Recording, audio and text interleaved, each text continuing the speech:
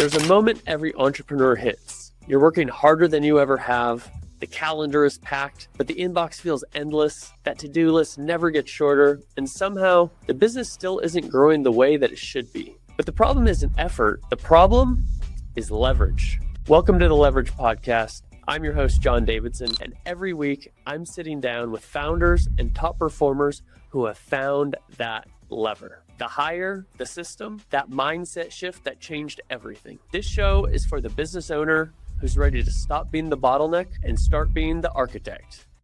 Let's get into it.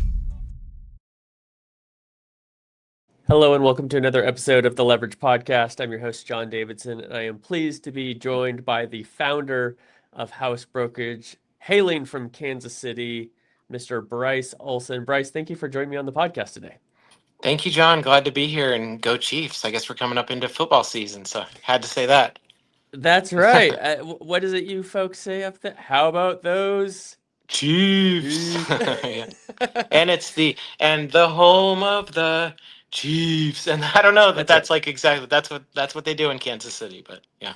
Well, I do love watching Patrick Mahomes play, but if I'm gonna pick a winner, now I'm based in Dallas. I'm not gonna argue football. I'm gonna argue barbecue.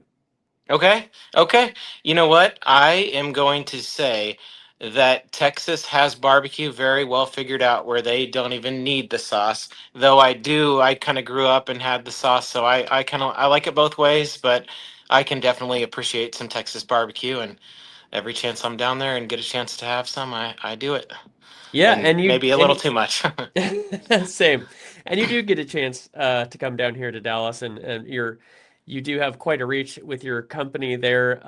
Tell us a little bit about what do you do at House Brokerage? How do you serve your clients effectively? And really, where are you focused in the country? Yeah, that's a lot to all of that. So as far as what do I do, I'm always working on how can I find more people around me to help me to accomplish more, and I think we've done a pretty good job with that.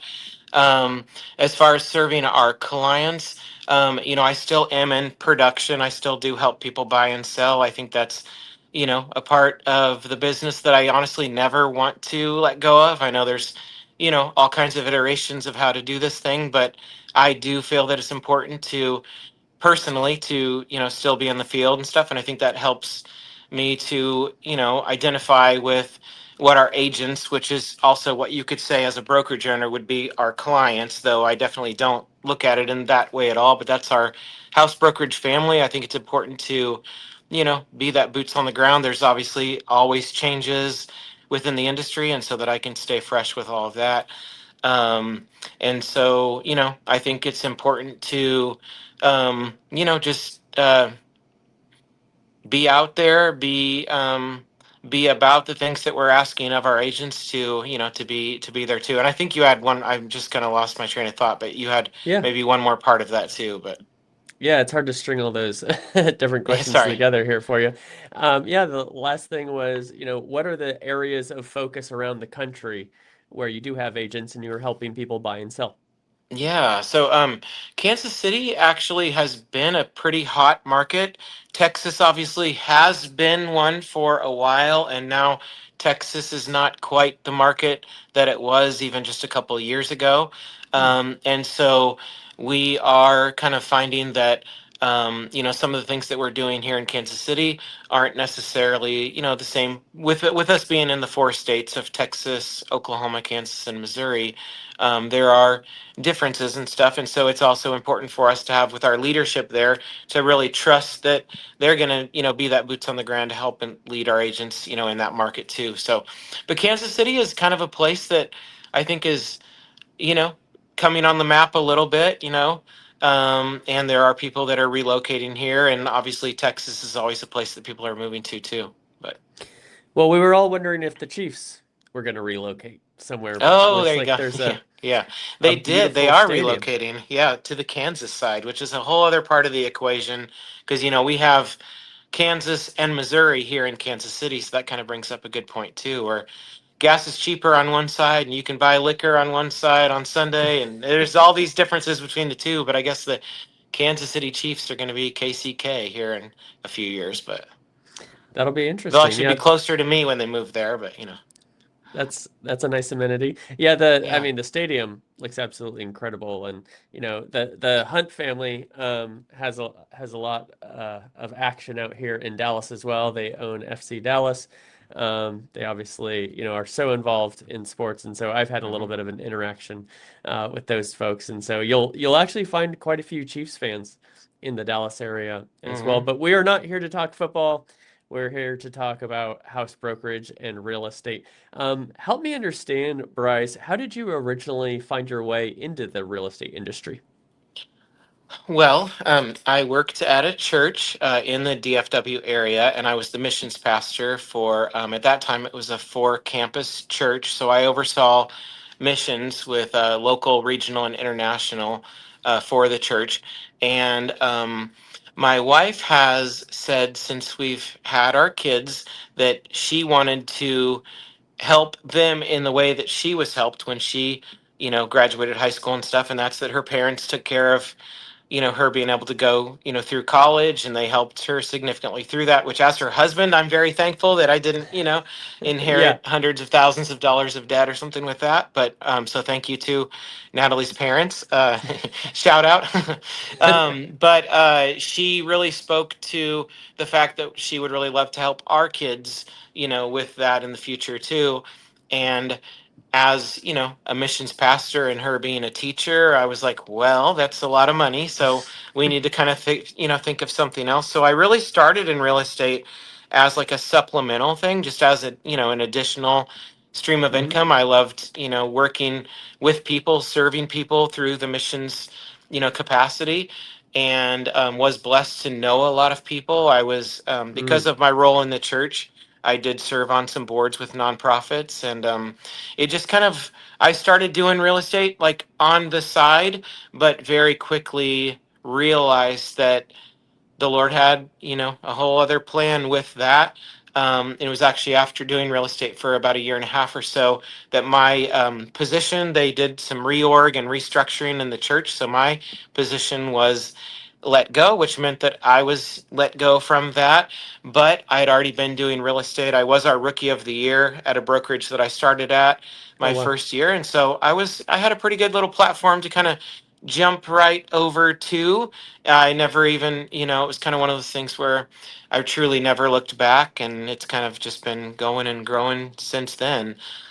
Yeah. And it's been fun. But I got into real estate just kind of thinking it would be a little supplemental thing, and here I am with 60 some agents in four states, and I guess and I Wow. and I feel like we're just getting started too, to be honest. So Well, that's really exciting. I appreciate you sharing that journey. Now, so you shared that you're a rookie of the year when you stepped into real estate. Obviously, you weren't planning this to be a full-time thing, but it really seems that, this is just you figured out you're like a fish swimming downstream, right? Finding success, and the sphere of influence that you had already created really aligned you well for your real estate career. At what point did you realize that your real estate business needed to be bigger than you and you needed to build a team?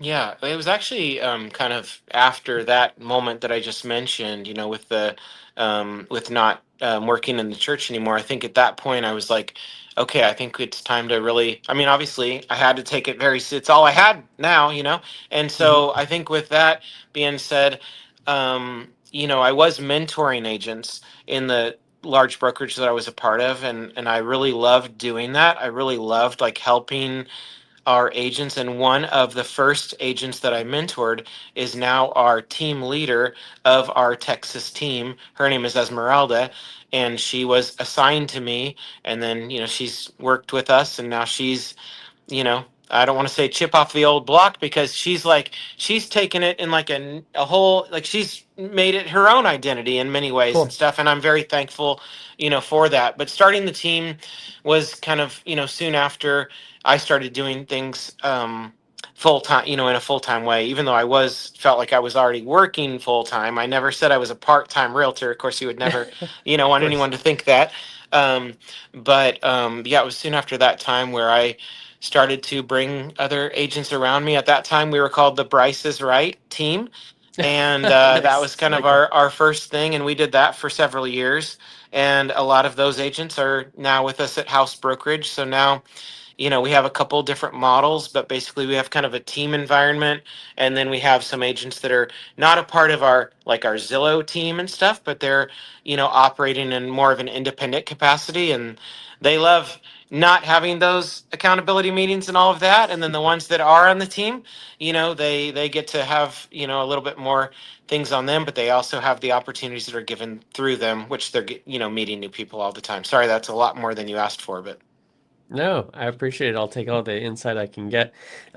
You know, connecting your previous career in missions and then now your role in real estate. I know on your LinkedIn page there's a quote, a passage that says, "Whoever wants to be great must become a servant."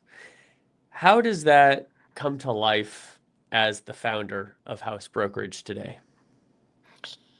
well, I would say that as just in real estate in general, and then I'll kind of work to the house brokerage part, but just in real estate in general, there are so many things that you could do wrong by someone in real estate, right? I mean, you could really lead someone down a path that could get them in trouble, could get you in trouble, and maybe that's the path that, you know,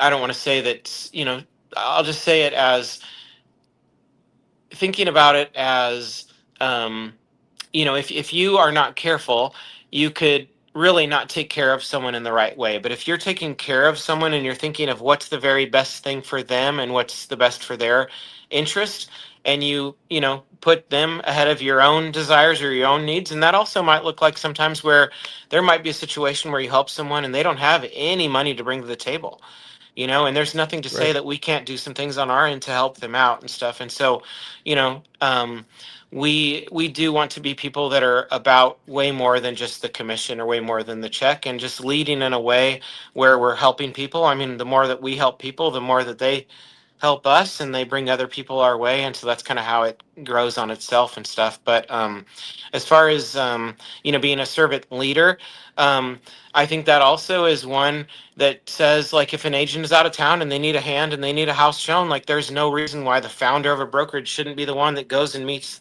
those people. And I do love to do that, and so I want to be Yeah. someone that never, like I said, I want to stay in the industry still doing the same things that agents are doing, and then leading them to do it. But I think it's very important to lead by example, and not just to say, make your calls, follow up with your people, do your thing, do open houses, and then I'm not doing the same thing. So, not to say that I have Yeah. to do everything every day and all that the same, but I think being a part of the industry and just leading in a way, taking care of people in a way that others see, I think people are drawn to want to be a part of something like that. Yeah, and I think that others first mentality is really a mutually beneficial approach to a lot of aspects of business, and it is refreshing to see those who walk the walk, in addition to talking the talk as well. Well, you mentioned, while you do want to lead by example, and you're not afraid to, be boots on the ground and do all the tasks that your team members are performing as well. Obviously, there's only one of you, and so we have to apply leverage when we build a business to enable it to scale. What are some successful forms of leverage that you have discovered that has helped your business grow? Yeah, one of those is we have a guy who's in Honduras who's helping us with a lot of things that we need to do that are kind of more so task oriented. Hmm. Um, and then he is also making outbound calls for us. And so he's doing that just to set appointments with agents. And then he's obviously not doing any kind of real estate activity or anything, but he's calling people that are in our database of, we have about 25,000 people in our database, which is a very small number compared to, a lot of big brokerages and stuff. But he's calling just to get appointments set so that if someone did kind of fall off the map a year ago or so, and he's just checking to see if they'd like to talk again and kind of bring that conversation back into flow. And our agents love that, because now they might have kind of lost track with someone and stuff, but Leo is there to kind of revive them and bring them back. And a lot of times people take a year off and rent for a year, and then they're going to be ready down the road and stuff. So he's really helped us tremendously to be able to keep track of that. I do have an administrative assistant named Serena, who is helping on everything from when we have, just today, she helps bring on a new agent. Later today, after this, I have a meeting with another agent, and I'll be putting her in touch with, Serena. And so she's really kind of helping with that onboarding stuff. So it's a lot of like the task stuff and paperwork, and then just one last thing on that is that's just on the agent side of things, having a transaction coordinator, who's really kind of taking care of the papers. I've kind of always Yeah. said I want to be with the people, and she can help with the papers, and then I still am very aware of every document and everything that needs to be done with that. But if I'm out and about and in the field, it's pretty difficult to send amendments and things like that, because I'm also That's right. driving or I'm in front of someone and stuff. So those are just a couple examples, but having amazing leadership around me has been something that's been at the heart of House Brokerage since we started. We Mm. did launch with a very good friend of mine who had a small brokerage of a handful of agents, and then he had kind of already carved out and path, kind of gone down the path before as well. So having him, and that's Matthew Tate, has just been extremely instrumental, to know how to do all this and stuff, and then just continue to have more people around us. And we've really created a little family and stuff, and we like it that way. Yeah, I appreciate you So, sharing that. Well, let's take a brief pause to hear from our sponsor, Sphere Rocket, and then we're going to learn more from your insights and experience in just a moment.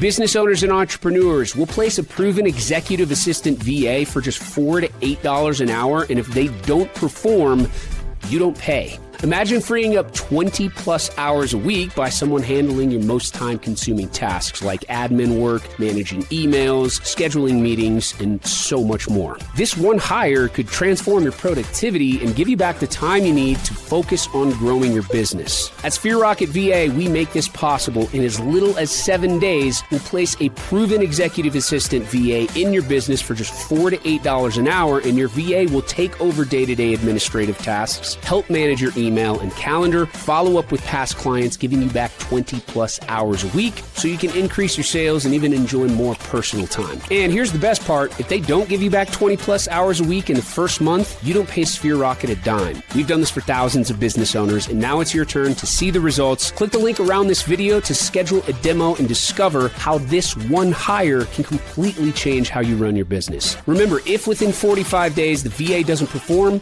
you don't pay.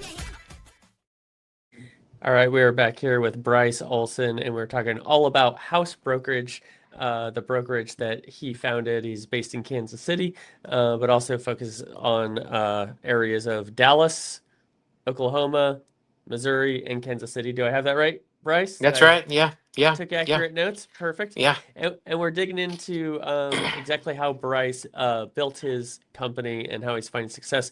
Now, right before that commercial there, Bryce, you mentioned one source of leverage is your leadership team, Hmm. right? And it's great for any leader to have an important team. Share with our audience, how were you able to successfully build a strong team that you can rely on? I would say, as far as when we launched the brokerage, I was really blessed to already be surrounded by several key people on our team, and then kind of put them into roles and positions, to help to lead in ways that they were kind of already naturally doing, and to just kind of put a title and things to that was very natural. And those people are, they're all still here, and they're thriving by.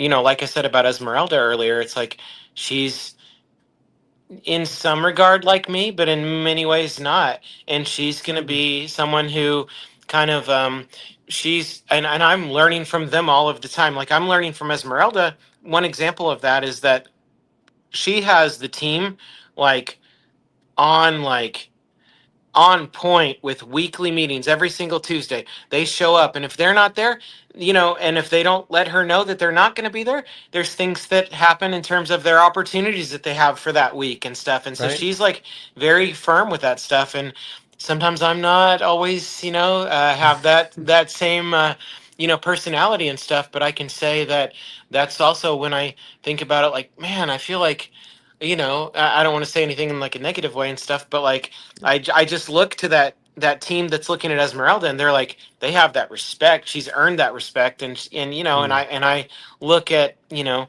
ways that other leaders are leading people, and I can learn new things. I mean, I kind of fell into real estate, right? Like Yeah. I didn't go to school for how to start a business or have some business degree and stuff. Like I have ministry degrees and an art degree, you know, and stuff. So I'm learning like about scaling and about growing and about, you know, taking care of people from those that are around me, you know, as well.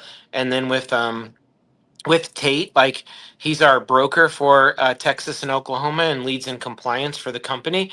Um, he is he will spend days in a row on one issue that we might have that arise because maybe there's an issue with a, you know, there's a client on the other side that has a problem or something, and so he will work Yeah. on that so hard to make sure that we're well protected and that our agents are going to come first, and he's going to put his whole business aside so that he can make sure that our agents are safe and that our brokerage is protected. You know, there's lots to all of that too. um, but just the fact of seeing people like pour out their hearts and of themselves, and then I think like, man, that's so helpful to this company that, you know, I do have a lot of skin in the game and stuff from. So I'm so thankful to have these people that have that same level of care. And I think sometimes, you know, someone can have a business and they can say like, I'm the only one that really cares, or, you know, and you know, I've just Right. heard things from, but I can really say that we have a brokerage that's built on people that care, and they care ultimately about, you know, other That's cool. people, and that's kind of where it all stems from too. So um I don't even know if I answered your question, but No, you sure that's what I did. What have. what I'm taking from that is number one, that feeling of ownership, you know, that emotional Hmm.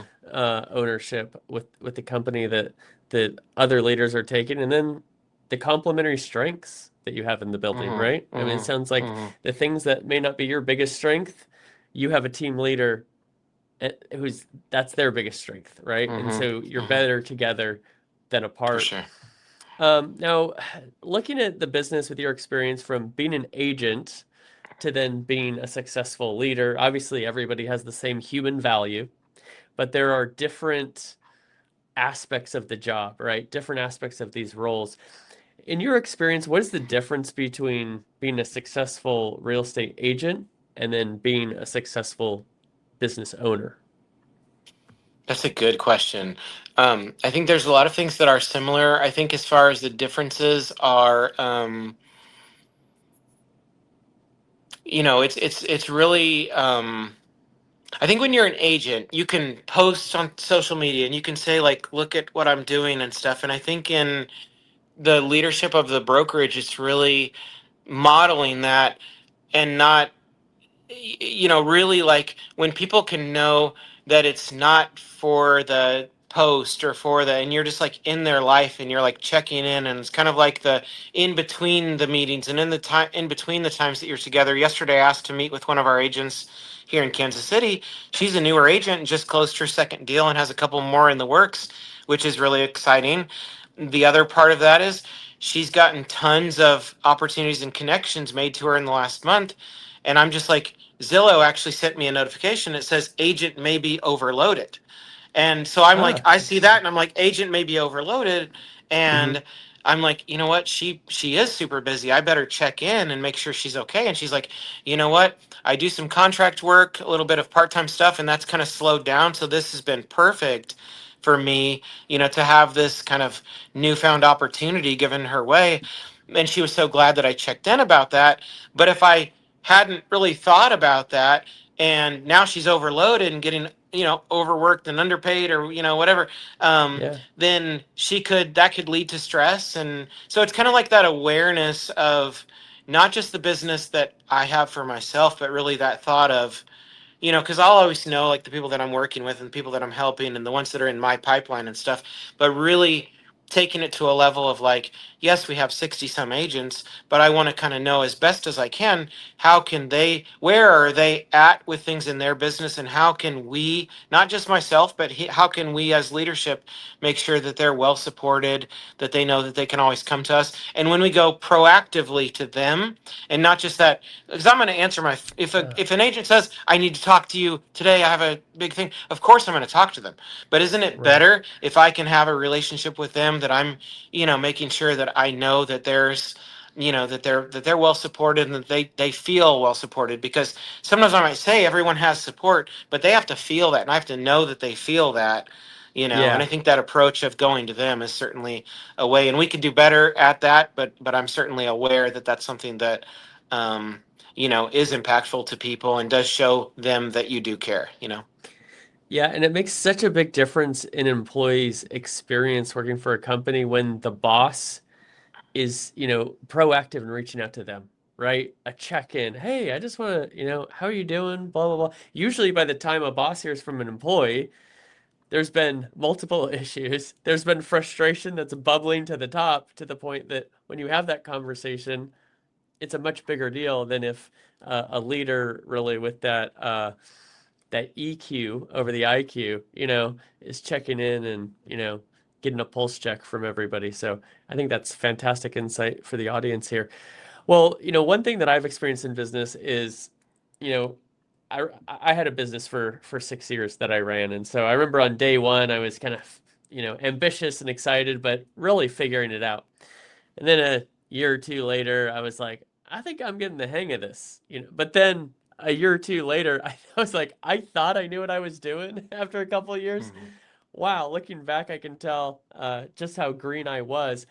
My question for you is, if you go back to day one, and you can take this in two ways, whether day one of starting in real estate or day one of starting House Brokerage, and you were to give your former self advice, what advice would you give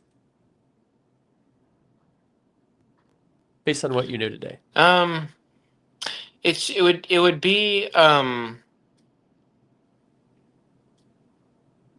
that's a good question too. Um, I would say, just in thinking of like first going into real estate, when I first was getting started, um,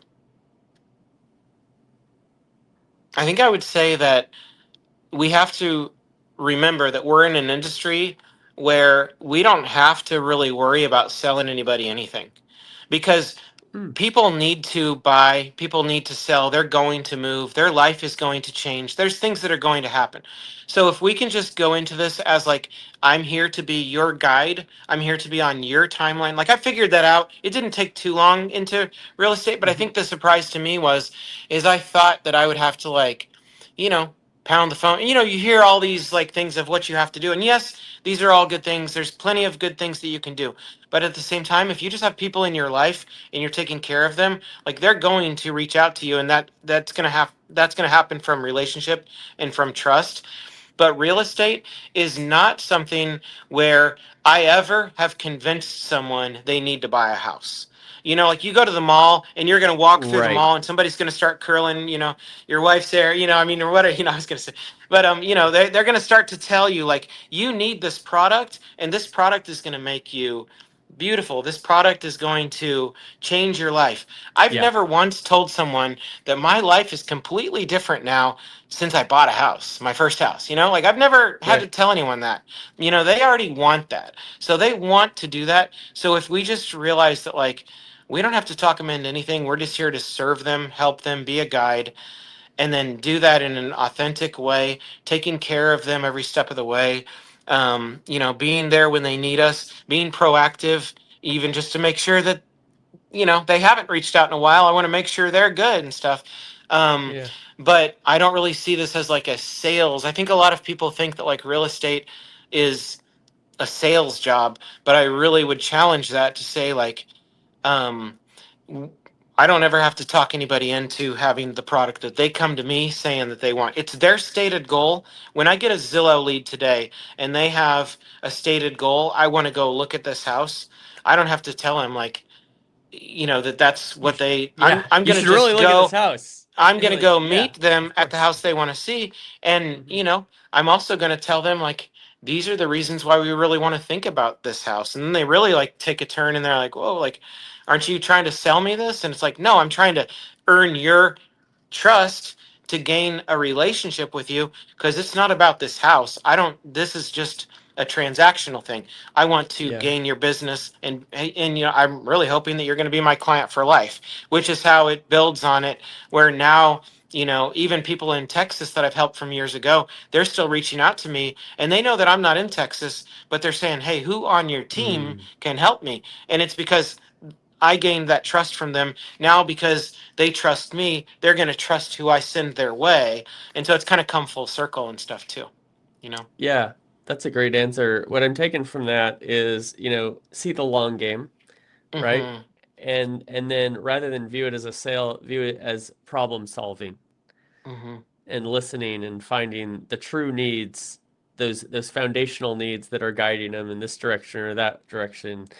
What is your lifestyle? The age of your kids, the proximity to a school, Mm-hmm. XYZ. And I talk to a lot of top performing agents, and I consistently get that answer is one way to really achieve success in real estate is to get out of the transactional perspective Mm-hmm. of it and approach it from a problem solving perspective and really focusing on listening to the clients. And that's where those referral comes from, the Mm-hmm. repeat business when it's the next house, etc. Well, I just have a couple more questions for you, Bryce, and then I'll let you go, get you back to your 60 different agents and, Yeah. selling and buying all the houses here.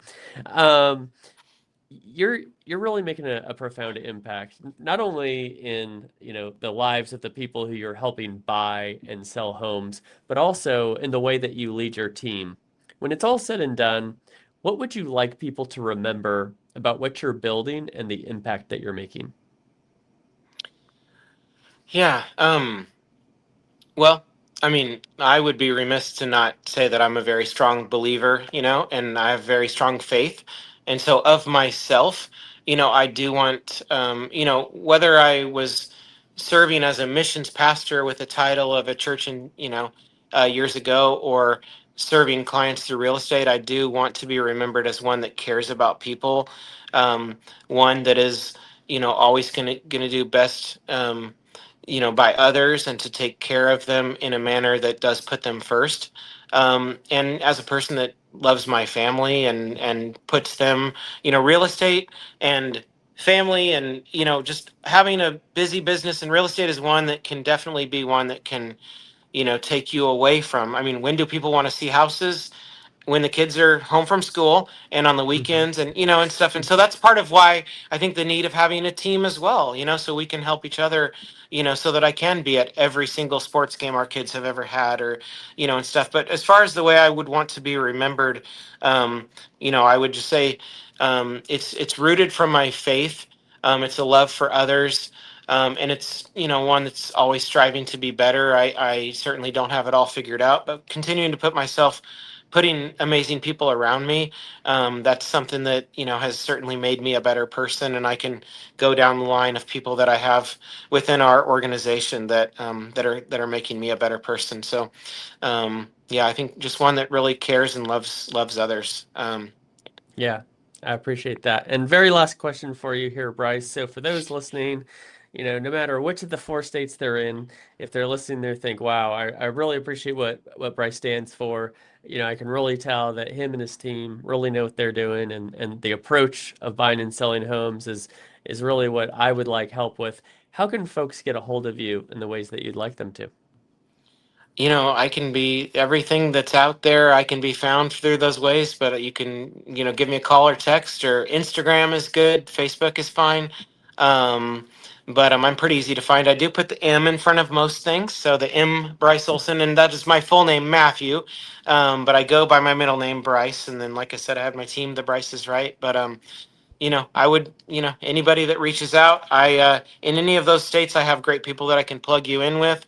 I'm always happy to meet someone for coffee and just get to know people. I am a relational person, and so I love just to, sit down with people and get to know them better. I am very notorious for when I meet with someone, it might be 2 hours, three. It's like, it's however long they'll give me, like, I will do that. Like, we have a new agent that wants to join, and I'm going to spend 3 hours, and I don't even know. My wife's like, did she want to be with you? I'm like, and she kept talking, and she's like, no, that was you.